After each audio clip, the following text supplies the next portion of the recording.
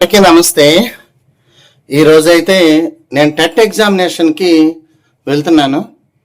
మానవ సంకల్పంతో దైవ బలం కూడా తోడవ్వాలి. అందుకే ముందుగా దేవుని యొక్క ఆశీర్వాదాలు తీసుకొని బయలుదేరుతున్నాను. మన ప్రయత్నాలకి కాలం కూడా కలిసి రావాలి. ఇది నా హాల్ టికెట్. దేవుని పాదాల దగ్గర ఉంచాను. అతని యొక్క దయ అనేది అవసరం. ప్రతిరోజు దేవుణ్ణి దర్శించుకుంటాను, నిన్నటి కష్టాలని దారిలో వదిలేసి. అయితే ఈరోజు మాత్రం దేవుణ్ణి అయితే అడుగుతున్నాను, టెట్ ఎలాగైనా సరే మంచి స్కోర్తో నన్ను పాస్ చేయించు అని. ప్రతి టెట్ అభ్యర్థికి కూడా నీ యొక్క కృపా కటాక్షాలను ప్రసాదించు తండ్రి అని మీ ఎదురుగా నేను మనస్ఫూర్తిగా ప్రార్థిస్తున్నాను.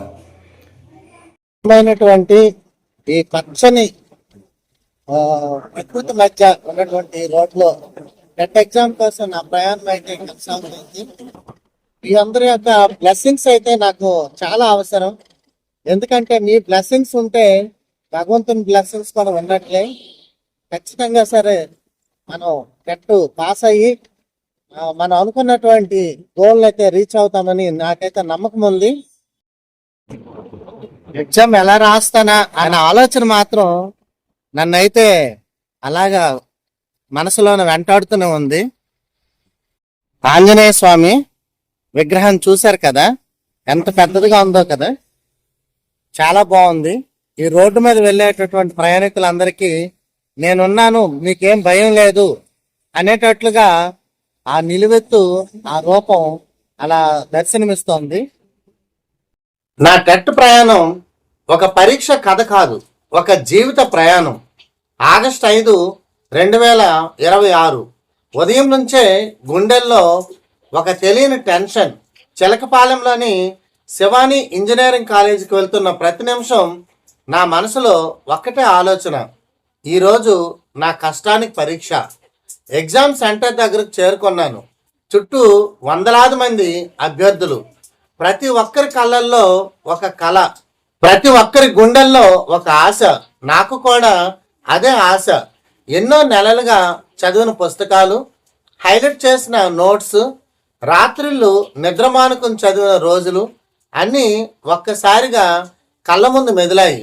2వ సెషన్ నా సీట్లో కూర్చున్నాను. ప్రశ్నాపత్రం కంప్యూటర్ స్క్రీన్ మీదకి వచ్చింది. మొదటి కొన్ని సెకండ్లు గుండె వేగంగా కొట్టుకుంది. నెమ్మదిగా ప్రశ్నలు చదవడం ప్రారంభించాను. ముందుగా సైకాలజీ. చదివిన అంశాలే కనిపించాయి. మనసులో చిన్న చిరునవ్వు. తర్వాత తెలుగు లాంగ్వేజ్.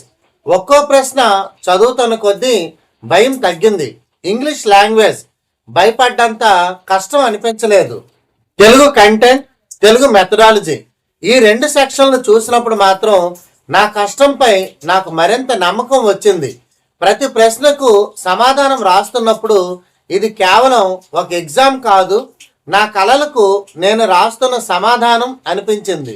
సమయం పూర్తయింది. బయటకు వచ్చాను. బయట అందరూ మార్కుల గురించి మాట్లాడుతున్నారు, కానీ నా మనసు మాత్రం ఒకే మాట చెప్పింది, ఈసారి నువ్వు క్వాలిఫై అవుతావు. ఆ నమ్మకం ఎవరో ఇచ్చింది కాదు, నా కష్టమే నాకు ఇచ్చింది. ఎన్ని సందేహాలు వచ్చినా, ఎన్ని నిరాశలు ఎదురైనా నా ప్రయత్నం ఆపలేదు.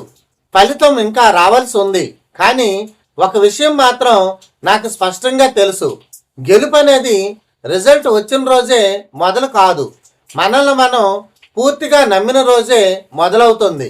ఈ ప్రయాణం నా ఒక్కరిది కాదు, టెట్ కోసం కలలు కంటున్న ప్రతి అభ్యర్థి ప్రయాణం కూడా ఇదే. మనందరి కష్టం ఫలించాలని, మనందరి కలలు నిజం కావాలని హృదయపూర్వకంగా కోరుకుంటున్నాను. అందరికీ ఆల్ ద బెస్ట్.